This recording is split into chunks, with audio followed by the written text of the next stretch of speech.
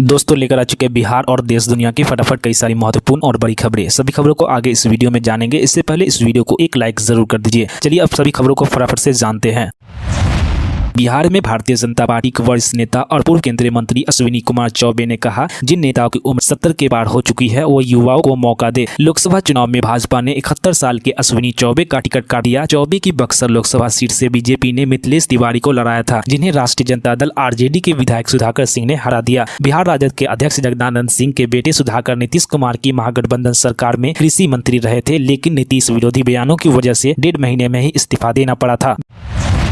बिहार में इस हफ्ते जमकर बरसेगा मानसून। पटना से औरंगाबाद और किशनगंज तक भारी बारिश का अलर्ट। बारिश की कमी झेल रही बिहार में मानसून अपने पूरे वेग में आ गया है। पिछले कुछ दिनों से राज्य भर में अच्छी बारिश होने से किसानों समेत आम लोगों के चेहरे खिल उठे हैं। सूबे में इस सप्ताह जमकर बरसात होने के आसार है। मौसम विभाग ने अगले 2 से 3 दिनों के बीच पटना से लेकर किशनगंज और औरंगाबाद से लेकर बांका तक भारी बारिश की चेतावनी जारी की है। दक्षिण बिहार के सभी जिलों में अगले 48 घंटे के भीतर झमाझम पानी गिरने की आशंका है। मौसम विभाग के ताजा पूर्व अनुमान के मुताबिक अगले 24 घंटे के भीतर नवादा जमुई जिले में भारी बारिश का येलो अलर्ट भी जारी किया गया है। साथ ही पटना समेत आसपास के जिले और दक्षिण एवं पूर्व बिहार के इलाकों में वज्रपात की चेतावनी भी जारी की गई है।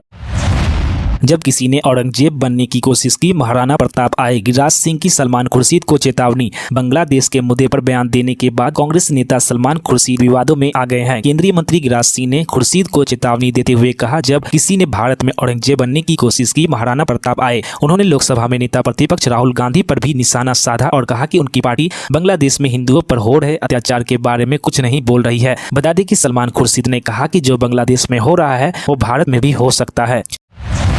विनेश फोगाट के साथ कहीं देश में ही साजिश तो नहीं हुई। पप्पू यादव ने नीता अंबानी पर उठाए सवाल। पेरिस ओलंपिक 2024 में भारतीय रेसलर विनेश फोगाट को अयोग्य घोषित किए जाने के बाद राजनीति गरमाई हुई है। बिहार के पूर्णिया से निर्दलीय सांसद पप्पू यादव ने इसके पीछे बड़ी साजिश की आशंका जताई है। उन्होंने कहा कि कहीं विनेश के खिलाफ देश के अंदर ही षड्यंत्र तो नहीं रचा गया। पप्पू यादव ने रिलायंस ग्रुप के चेयरमैन मुकेश अंबानी की पत्नी और अंतर्राष्ट्रीय ओलंपिक समिति की अध्यक्ष नीता अंबानी की भूमिका पर भी सवाल उठाए।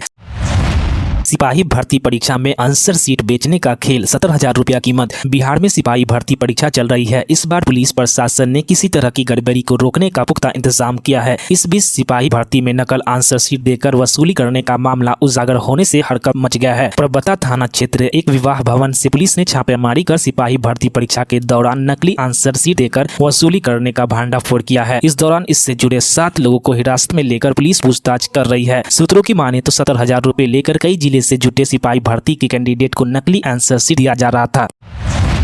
बालू की कमाई पर गंगा किनारे गैंगवार, गोलीबारी में करिया राय समेत 4 घायल। नीतीश सरकार बालू के अवैध खनन पर रोक लगाने के लिए इनामी योजना का ऐलान कर रही है, लेकिन बालू माफिया पर कोई असर नहीं हो रहा है। पटना के मनेर में लोदीपुर बाजार इलाके में गंगा किनारे सोमवार की रात गैंगवार में नामी बदमाश करिया राय समेत 4 लोग गोली लगने से घायल हो गया है। करिया राय गोली लगने के बाद भी भागने में कामयाब रहा। गैंगवार का कारण बालू नदी नावों से रंगदारी वसूली को लेकर 2 गुटों के बीच झगड़ा है। पुलिस को घायल लोगों में सिर्फ एक आदमी मिल पाया है, जिसका इलाज अस्पताल में चल रहा है। 10 साल में दर्ज हुई मनी लॉन्ड्रिंग के 5297 केस, सजा सिर्फ 40 में। संसद में मनी सरकार। लोकसभा में मंगलवार को प्रवर्तन निदेशालय द्वारा मामले के निपटारे में सुस्त रफ्तार पर चर्चा हुई। धन संशोधन निवारण अधिनियम यानी कि PMLA के तहत दर्ज मामलों की स्थिति पर चर्चा हुई। इसमें यह बात निकल कर आई है कि पिछले 10 वर्षों में PMLA के तहत कुल 5297 मामले दर्ज हुए, लेकिन इनमें से सिर्फ 40 मामले में ही सजा हो सकी है। PMLA के अलावा गैर कानूनी गतिविधियां अधिनियम के तहत दर्ज पिछले दशक के मामलों में भी इस तरह की प्रवृत्ति देखी गई है। इन मामलों में बरी होने वालों की संख्या सजा पाने वालों की संख्या से 2 गुनी से ज्यादा है।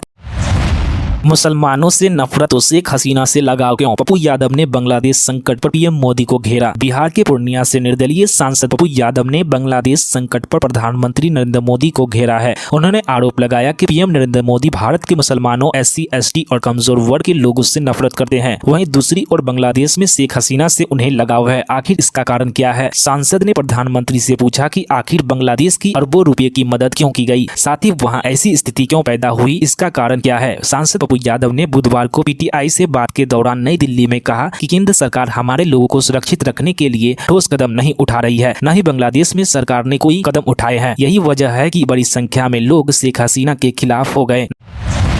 नवादा में आसमान से बरसी आफत, वज्रपात से एक ही दिन में मां बेटे समेत 6 लोगों की मौत। बिहार में मानसून सीजन के दौरान वज्रपात से मौतों का सिलसिला थमने का नाम नहीं ले रहा है। नवादा जिले में बुधवार को ठनका गिरने से मां बेटे समेत 6 लोगों की मौत हो गई, जबकि 6 लोग झुलस गए। अकबरपुर और कादिरगंज में दो लोगों की जान चली गई, जबकि वारिसलीगंज एवं पगड़ीबाड़ा में एक लोगों की मौत हो गई। ठनका की चपेट में आने से झुलसे सभी लोगों को इलाज अस्पताल में चल रहा है। मेडिकल रिपोर्ट से छेड़छाड़ बंद, तुरंत पोस्टमार्टम रिपोर्ट और न्याय भी मिलेगा। इस सॉफ्टवेयर से बदलेगी तस्वीर। अब राज्य के अस्पतालों से मेडिकल तथा पोस्टमार्टम रिपोर्ट मिलने से देरी नहीं होगी। अक्टूबर के अंत तक राज्य में ये दोनों ही रिपोर्ट रियल टाइम में उपलब्ध हो जाएगी। इसके लिए NIC हरियाणा की ओर से विकसित मेडलिया PR सॉफ्टवेयर का उपयोग किया जाएगा। बिहार सहित देश में भी इस तरह की व्यवस्था लागू होनी है। इसके लागू होने से संबंध व्यक्ति को चिकित्सा से जुड़ी क्षतिपूर्ति सहित सभी जुड़ी अन्य बीमा मिलने में देरी नहीं होगी। मेडिकल और पोस्टमार्टम रिपोर्ट समय से नहीं मिली तो लोगों को न्याय मिलने में भी देरी नहीं होगी।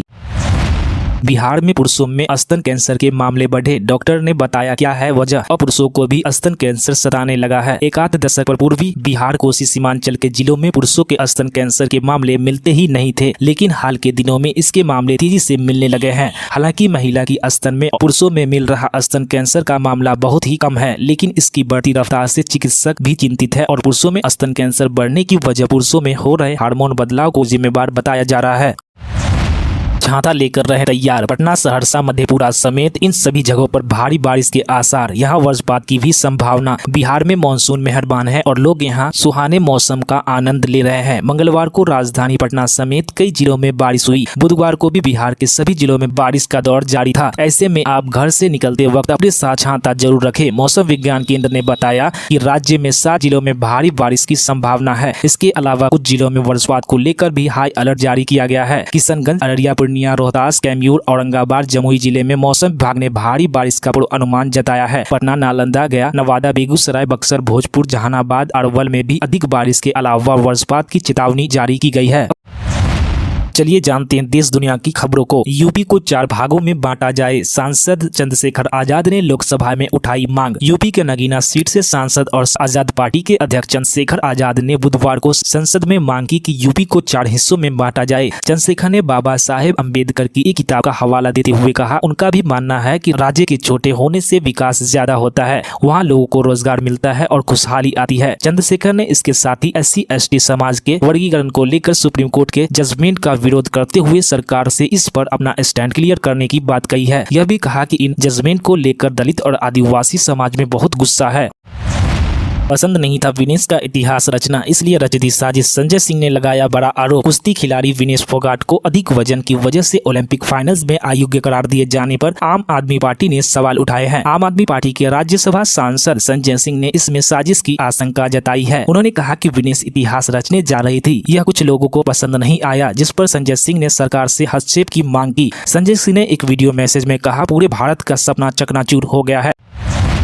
दिल्ली NCR में झमाझम बारिश, IMD ने बदला पूर्वानुमान। इन 3 तारीखों पर भी येलो अलर्ट। दिल्ली के विभिन्न हिस्सों में बुधवार को झमाझम बारिश देखी गई। दिल्ली NCR के गाजियाबाद, नोएडा के साथ फरीदाबाद के विभिन्न शहरों में भी तेज हवाओं के साथ झमाझम बारिश देखी गई। मौसम विभाग ने अगले 24 घंटों के दौरान दिल्ली के विभिन्न हिस्सों में जोरदार बारिश का येलो अलर्ट जारी किया है। मौसम वैज्ञानिकों का कहना है अगले 24 घंटों के दौरान NCR के शहरों में हल्की से मध्यम वर्षा देखी जाएगी। मौसम विभाग ने दिल्ली NCR को लेकर अपने पूर्वानुमान में थोड़ा बदलाव कर दिया है। मौसम विभाग का कहना है दिल्ली के लोगों को इस हफ्ते जोरदार बारिश से दो चार होना पड़ेगा।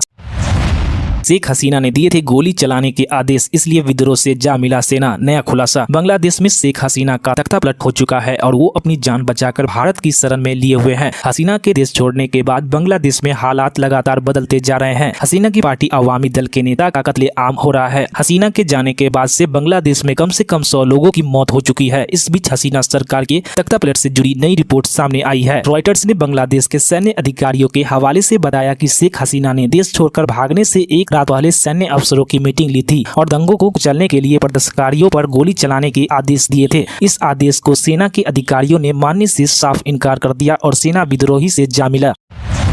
खराब मौसम में भी अमरनाथ यात्रा ने तोड़ी सारे रिकॉर्ड। 12 साल में सबसे ज्यादा शिव भक्तों का लग रहा था। बता दें कि बाबा बर्फानी के दर श्री अमरनाथ यात्रा ने इस साल सारे रिकॉर्ड तोड़ दिए हैं। खराब मौसम के बावजूद शिव भक्त बड़ी संख्या में अमरनाथ यात्रा में हिस्सा ले रहे हैं। अधिकारियों के अनुसार अभी यात्रा के समापन में 12 दिन का वक्त शेष है। इसके बावजूद तीर्थयात्रियों का आंकड़ा 5 लाख पार कर गया है। यह पिछले 12 साल में सबसे अधिक संख्या है। अगले मंगलवार को 2000 से अधिक शिव भक्तों ने बाबा बर्फानी के दर्शन किए।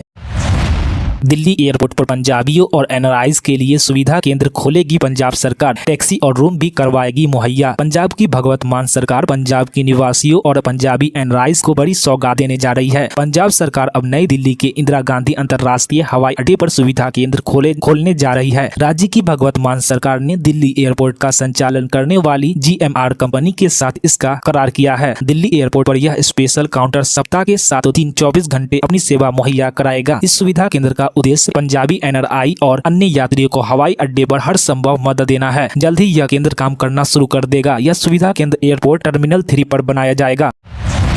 दाल में कुछ काला लग रहा। सरकार ने विनेश फोगाट मामले पर क्या बोली सांसद हरसिमरत कौर बादल। पेरिस ओलंपिक में भारतीय रेसलर विनेश फोगाट के वजन ज्यादा आने के बाद अयोग्य घोषित किए जाने के मामले में सियासी सरगर्मी तेज हो गई है। कई विपक्षी दलों के सांसद ने इसमें साजिश होने की आशंका जताई है। अकाली दल की सांसद हरसिमरत कौर बादल ने कहा कि मुझे नहीं समझ आ रहा कि यह क्या हुआ है। कहीं न कहीं मुझे तो दाल में कुछ काला लग रहा है। पता नहीं यह रेसिज्म है या फिर सरकार ने पूरी ध्यान नहीं दिया। जो 3 फाइट जीतकर फाइनल में पहुंच सकती है और जो इतनी पुरानी खिलाड़ी है, क्या उसको नहीं मालूम कि उसका वजन कितना महत्वपूर्ण है।